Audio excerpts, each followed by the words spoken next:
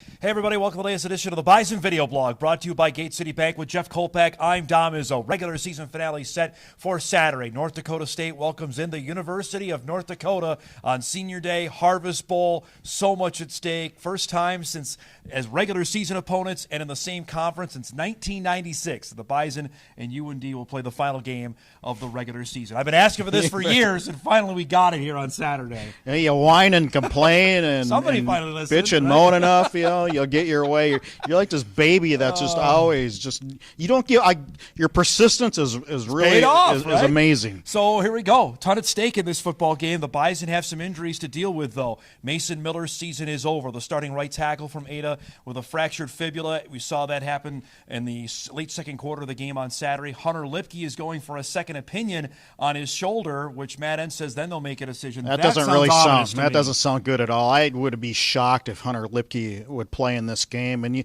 look at the injuries as a whole for NDSU. It's hit some critical spots. I mean, you start with Noah Gindorf. Now you have your starting right tackle, Eli Mostart.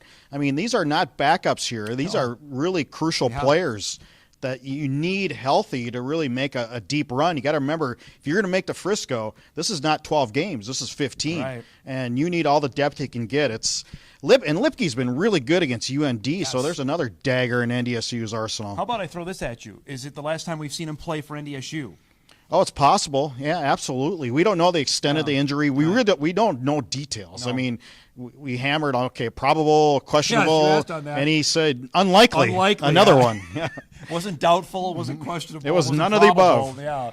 Which, to me, the ominous is the best word to describe on what we see there. And you're exactly right, though. The Bison have been – those are two NFL guys in Gindorf and Lipke out. Sundell, potential all-conference guy. Miller's played really well. Mostart's an All-American that they have that have all been out or for extended periods of time this season. Yeah, I mean, how many can you lose and really still be effective? This reminds me of that 2016 team that lost Nick DeLuca, that lost Nate Tangway. I mean, they were significantly beat up at the end of that football season. Granted, they made it all the way to the semifinals. We'll see what happens this coming Pierre year. G. Tucker's playing on one arm and one leg or something like that. It just so the depth in the offensive line, I don't think. I mean, Gray Zabel's really good. Gonna be the guy. Yeah. So the loss of Miller is offset there, but you just don't replace a Hunter Lipke. You cannot. No. Zabel, by the way, first start came against UND in the spring of 2021 and looked really good in that game, blocking for Lipke, who came back after being out for a while. This UND team comes in with a mark of 7-3. They just beat South Dakota, Indiana State the week prior to that.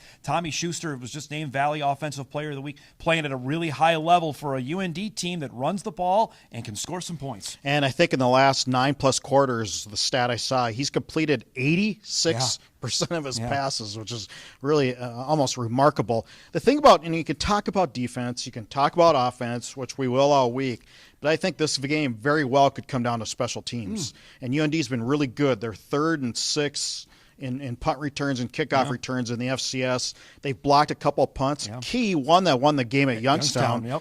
And so special teams in Grand Forks has been outstanding. Special teams has also won the game against South Dakota. Mr. Kostic is doing really well. Former Moorhead Spot is coaching up there at UND. Their defense obviously was, I think, maligned is maybe the best way to describe it. Have they gotten better? I think so, but still they have given up points in chunks. South Dakota State, Southern Illinois has done that to them so far this season. Yeah, they're ranked pretty low in the stats in some of the defensive categories, but maybe some special teams has made up for that over the course of the year.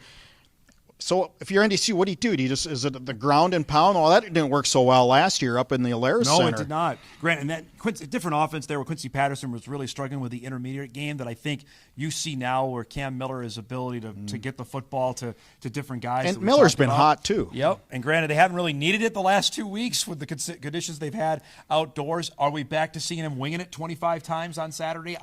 Maybe in that vicinity. I don't know. Maybe, because if you're UND, what are you going to do? I mean, exactly you're going to make Cam Miller beat you with his right arm.